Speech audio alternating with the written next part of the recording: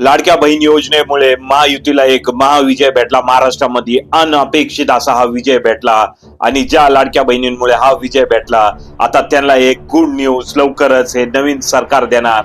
डिसेंबरच्या पहिल्या आठवड्यात 10 तारखेपर्यंत प्रत्येक लाडक्या बहिणीच्या खात्यावर 1500च्या ऐवजी 2100 रुपये जमा होणार. लाडक्या बहिणींना सरकारने 5 महिन्यामध्ये 7500 रुपये दिले आणि बहिणींना खुश केलं आणि त्या बदल्यात बहिणींनी पण सरकारलाही खुश केलं.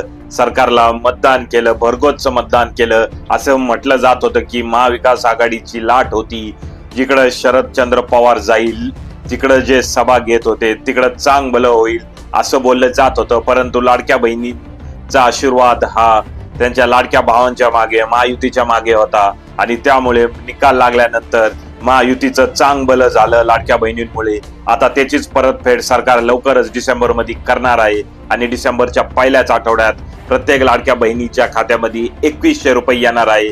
त्यामुळे आता दिवाळी गोड झाली, आता नाताळ पण गोड होणार सरकारकडनं तुमचा आणि त्यानंतर हे पैसे असे येत राहतील 5 वर्ष, हीच मी आता अपेक्षा करतो.